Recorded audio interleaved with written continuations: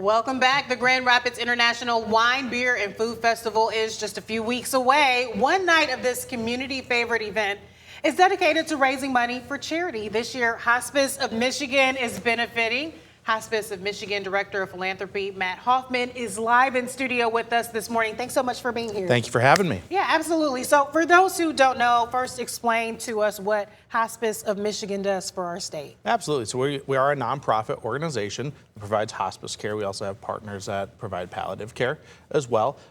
So if a doctor says that the inevitable is happening, 6 months or less, we can really come in and provide comfort and care, the most holistic approach for those that need it most in their time of need. Yeah.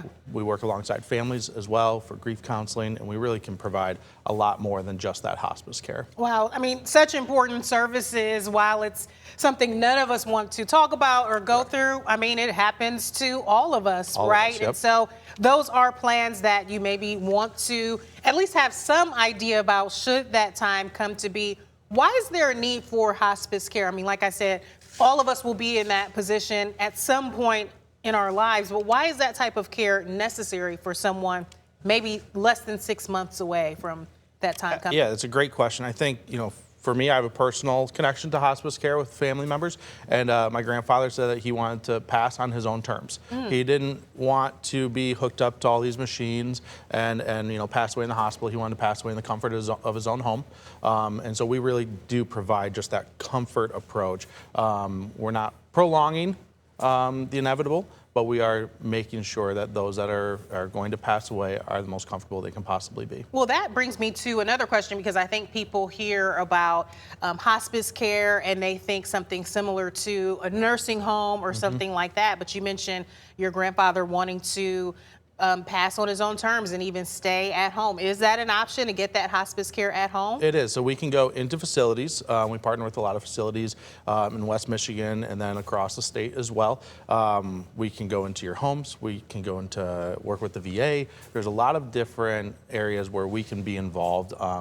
But yeah, being home is definitely an option. Yeah, well, speaking of you all getting some help with offering those services, as we mentioned, one night of the Wine, Beer, and Food Festival is helping out Hospice of Michigan. So how will the Cheers for Charity VIP night help your mission? So we're kicking off the Grand Rapids International Wine, Beer, and Food Festival with an exclusive VIP tasting on Thursday, November 20th at DeVos Place from 6 to 9.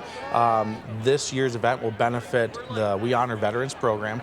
1 in 5 of our patients are veterans, and all the funds will go to enhanced care, especially for those suffering with combat physical and mental needs, such as Agent Orange, PTSD, other causes that they may have endured during their time of service. But we also provide pinning ceremonies, and there's volunteer opportunities. So all the funds raised will go to benefit that veteran program. And like I mentioned before, we also provide care for families with either grief counseling, or a social worker will come in and be able to speak to them. So we're able to offer a lot of different scenarios that really will be able to benefit the veterans on our program. Yeah, a wide range of services that people may not even necessarily think about when they think about hospice care. I also didn't really think about the aspect of how many veterans would be needing your services. There might be families listening now that have veteran family members. Talk more about the services that are available that maybe they just don't know about that you all could help with. Yeah, so I would say the wonderful thing that we can offer is we have nurses who are well equipped and experienced to deal with veterans of all ages. World War II, Vietnam, Korea, all the way up to Iraq. Our nurses are really trained to be able to handle different types of injuries and situations. And we understand as an organization that some members of our military were welcomed home. Some were not, specifically with Vietnam. So we do want to say welcome home to those individuals as well, be able to provide them any type of counseling they might need, and that stems from all ages, anyone that's a veteran. But the grief support is a major component for what we do, and some of the volunteers who are veterans are another key component, because some veterans only want to talk to veterans.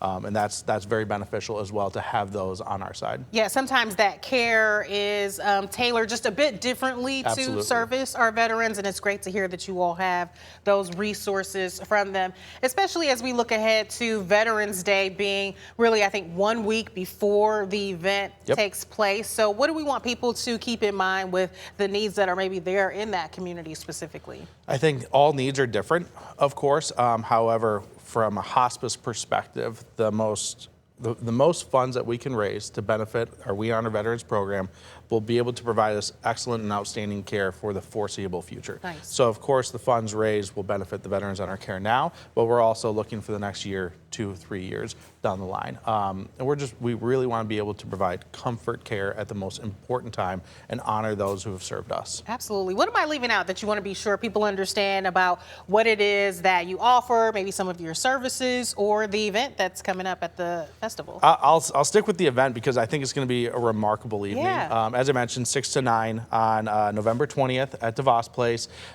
We have Isaiah Thomas, the Pistons and NBA